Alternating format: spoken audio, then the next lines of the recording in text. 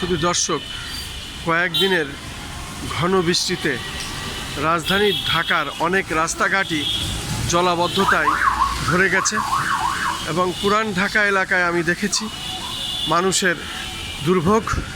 পানিতে ডুবে গেছে নিচতলা পর্যন্ত। অনেকে এখন পানির নিষ্কাশনের ব্যবস্থার প্রত্যাশায় আছেন। পাশাপাশি আমি দেখতে পাচ্ছি পুরান ঢাকা যে টমটম গাড়ি, ঢাকার ঐতিহ্য, এই টমটম গাড়িগুলো এই প্রচণ্ড বৃষ্টির কারণে তারা থেমে আছে, তাদের কাজ নাই, কর্ম নাই, তারা অপেক্ষায় আছে। গাড়িগুলো সারি সারিবদ্ধভাবে আমরা দেখতে পাচ্ছি এর যেখানে টমটম গাড়িগুলো থাকে সেখানে অবস্থান করছে। মূলত এই পরপর কয়দিন বৃষ্টির কারণে প্রত্যেকেরই দুর্ভোগ, আসলে দুর্ভোগের সীমা নাই।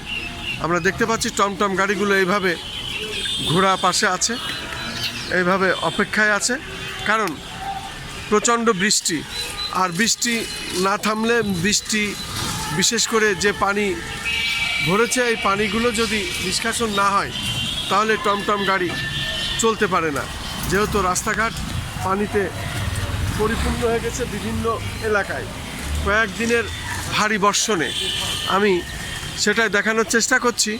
মূলত রাজধানী ঢাকাতে মানুষের পায়ে হেঁটে চলা এবং টমটমে চলা, রিকশায় চলা, মোটরসাইকেলে চলা, পাবলিক পরিবহনে চলা এবং সেই সাথে অটো রিকশায় আমরা দেখতে পাচ্ছি রাজধানী ঢাকার চিত্রটি। মূলত কিছু কিছু এলাকা উঁচু, সেখানে পানি ওঠে না মূলত, আর বাকি যেখানে নিচু এলাকা সব জায়গায় পানিবন্দী মানুষ। মূলত ঘন বৃষ্টিতে এই অবস্থা।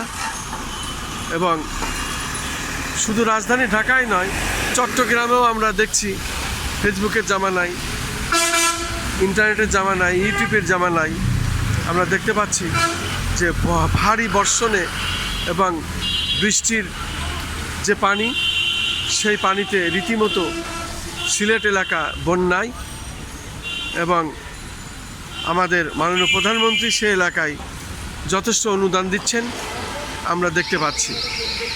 এইভাবেই আমরা বলতে চাই আপনাকে, সারা বাংলাদেশেই যেখানে ক্ষতিগ্রস্ত সেই এলাকায় আপনাকে বিশেষ দৃষ্টি রাখার আহ্বান জানাচ্ছি। আমি খন্দকার মাসুদুজ্জামান, আমি পুরান ঢাকা এলাকার চিত্রটি দেখিয়ে যাচ্ছি।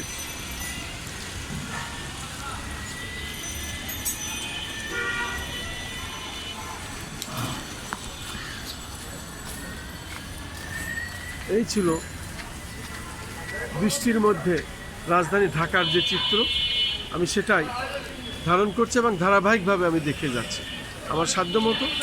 আমি বৃষ্টিতে ভিজলেও আমি আমার কাজ থামিয়ে রাখি না, যেহেতু অনেকগুলো ইউটিউব চ্যানেল আর দীর্ঘ 36 বছরের এই সাংবাদিক পেশা, এটা এখন নেশায় রূপান্তরিত হয়েছে।